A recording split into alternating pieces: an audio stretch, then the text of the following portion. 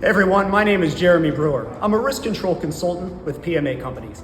Today, I'm here at North Haven Fire Headquarters where we're going to be talking about safe syringe pickup and safe syringe disposal, with many items that can be found around all of our homes. Now, before we get started, I know many of you might be thinking, this video might not be for me. I don't find myself around syringes. Well, here's the reality. You never know when you may come across an improperly disposed of syringe. Just last fall, I was raking my leaves in my front yard and I came across one.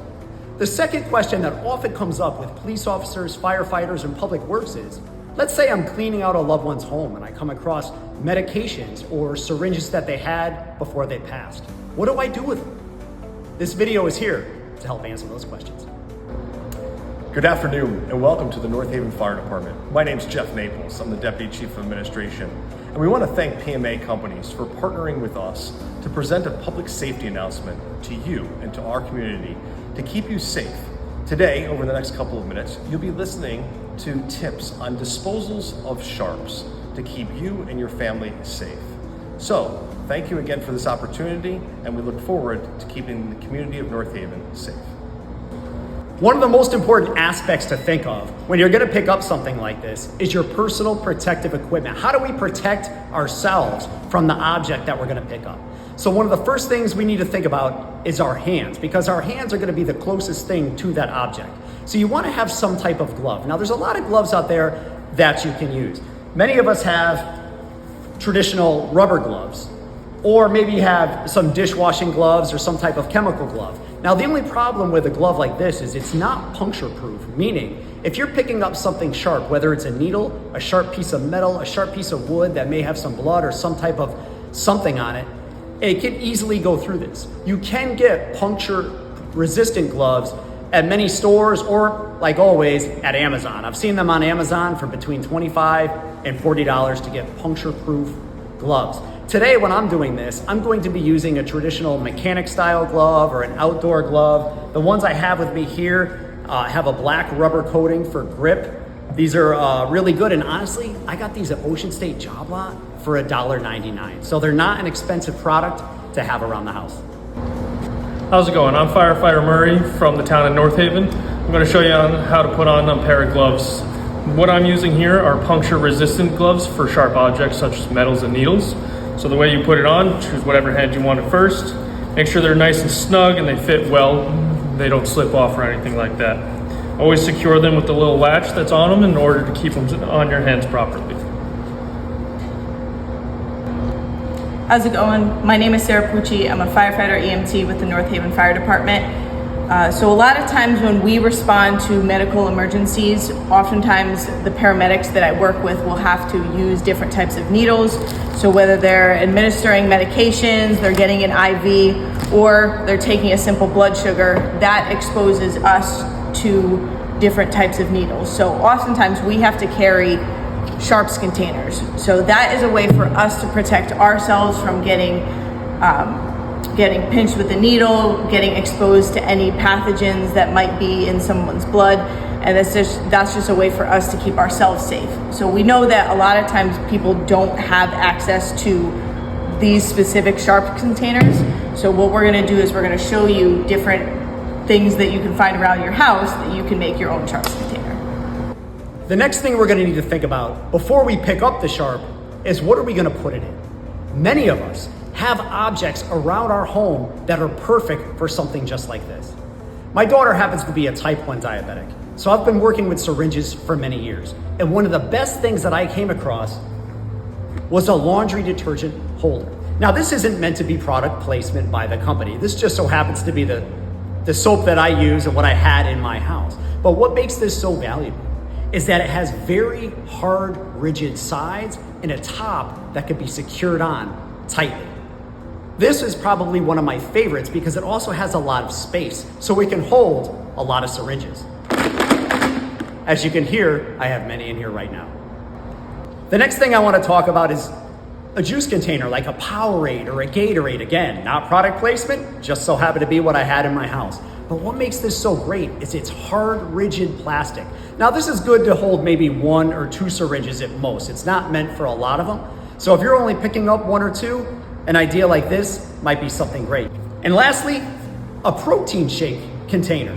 Again, this is a nice hard rigid plastic, and that again is the piece, the hard rigid plastic that a needle is not going to come through. What's really good about something like a protein container is the wide mouth. Makes it the safest to put a syringe in, and again, this could probably hold 10, 15, 20 syringes. So again, remember that hard rigid bottom and the top. We're gonna talk about the importance of the top coming up. So we mentioned some containers that are really good for this stuff. I wanna mention one that's really not good for this, and that's gonna be a traditional soda can. Now again, nothing against Coca-Cola, I love the flavor, but a can itself, no matter what soda you use, is not good for a syringe. The top cannot be secured. And if the metal gets crushed, it can easily break open, exposing the sharp. So we wanna stay away from metal and really go to that hard, rigid plastic that can have a secured top. Okay, so now we're ready to pick up our syringe. The first thing I'm gonna do, like we talked about, is our personal protective equipment. I'm gonna wear my gloves that I brought with me today.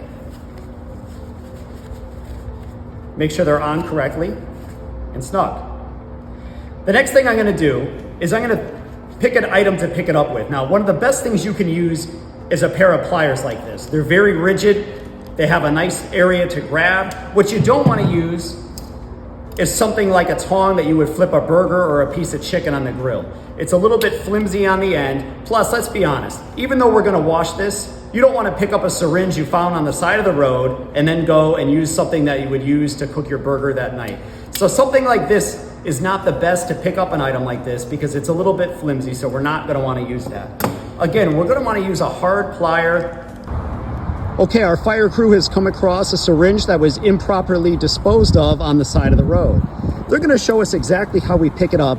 If this was you at your house, you'll see that they're putting on their personal protective equipment, making sure that their gloves are properly secured. Okay. Now, what she's doing is she's grabbing it right in the middle and she's keeping the needle down and dropping it straight in to the laundry detergent. Notice that they brought the laundry detergent container to the object. You don't want to pick up the object and bring it to the container. There could be a fall, a trip, there could be something that could, unintentionally cause an injury. So always bring the container to the object.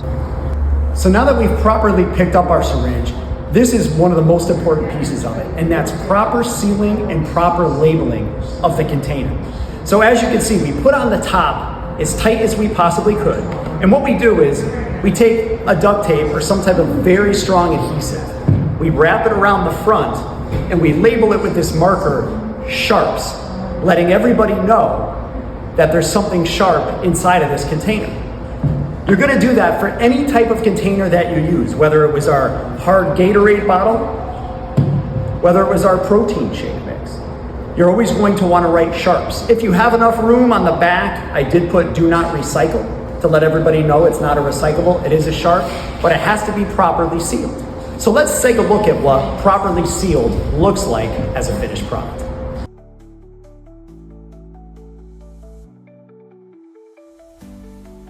Now that our container has been properly sealed, that's secured tightly and secured on top with that same duct tape, it's been labeled sharp.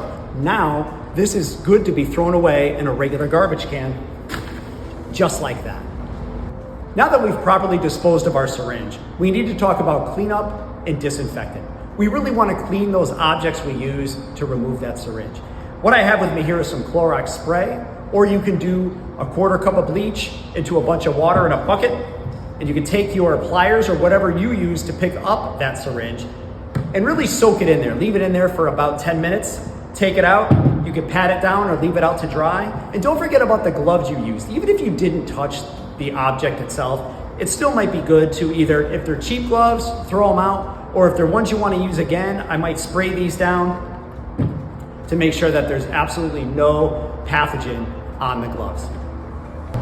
And one last safety tip, if you come across a medication that is not a sharp, you can always dispose of it over at the police department in the front lobby. So take care of your medications and get rid of them if you can. To the residents of North Haven, thank you for your time today. Thank you for watching, and hopefully some of these tips are able to keep you a little bit more safe.